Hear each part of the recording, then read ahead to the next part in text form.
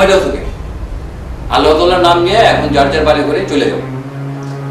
আল্লাহ তাআলা যখন দয়া করে তখন ওই দয়া কি কেউ ঠেকাইতে পারে না। মাহাতি মোহাম্মদের মতো একজন সাচ্চা ইমানদারের হাত ধরিয়া মালয়েশিয়া এখন দেখো কত উপরে উঠে চলে গেছে। পৃথিবীতে টুইন টাওয়ার আসলে দুইটা, একটা আমেরিকাতে আর একটা মালয়েশিয়ায়। আমেরিকাটা কিন্তু উঠে গেছে আর মালয়েশিয়াটা এখন খারাপ হয়েছে। সেই মালয়েশিয়া এখন হাত বাড়াইছে আমন্ত্রী সরকার ঘোষণা দিয়ে জেনুইন কাগজপত্র পাঠাইছে লোক নেওয়ার জন্য। এখন তোমরা যার যার বাড়ি ঘরে গিয়ে টাকা পয়সা মিল করে দিয়ে কত টাকা মিল করুন লাগবো এটা তো কইলেন না করবেন। হয় ভাই মুখ বাড়িতে তো টাকা গোলা নাই, টাকা কয়টা জোগাড় করা লাগবে এটা আপনি একটু কয়। কবি ভাই আমার অবস্থা তো আপনি জানেন। কে কেমনে টাকা পয়সা মিল করবো এটা তার আমি বুঝতে পারবো না, তাই না? তারপরও এটা আনুমানিক ধারণা না নিয়ে গেলে তো জেলা হই কত।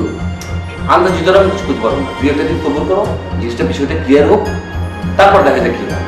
তবে এই কথা তোমার কইতে পারি যে মালয়েশিয়া সরকার ঘোষণা দিয়ে লোক দিব, কাগজপত্র সব জেনুইন 100% সব শিওর, তবে টাকা একটু বেশি লাগবে। কত এই মেলা টাকাটা আমার কত হেঁটে একটু কয়। তুমি আমার কথা লাগে খালি এই কথা করো, এত ফর্ম করো। হ্যাঁ, এই যে এত লোক আছে কিন্তু কোনো কথা বলছে। শুনো, মনে করো তুমি মালয়েশিয়ায় একটা পেট্রোল পাম্পের মালিক, ঠিক আছে? এখন তোমার 100 জন লোক লাগবে। তুমি কি করবা? তুমি মালয়েশিয়া সরকারের কাছে 100 জনের লোকের কাগজপত্র নিলাম, নিয়ে সেই কাগজপত্র তুমি জুয়েলের কাছে বিক্রি করে দিলে।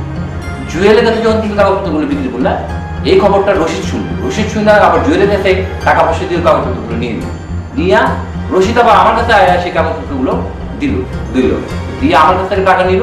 এখন দেখো কয়টা হাত ঘুরছে, 4টা হাত ঘুরে গেছে। এখন একটা হাতে থেকে 4টা হাত ঘুরলে টাকাটা 4 গুণ হয়ে যেতে। এই জন্য এবার টাকাটা বেশি লাগবে। বুঝছো আমার কথা? তার মানে কি 4 গুণ টাকা বেশি দাম হবে যাওয়া লাগবে? আরে মিয়া, 4 গুণ একটা উদাহরণ দিলাম, এটা 10 গুণ হইতে পারে, আবার কম হইতে পারে।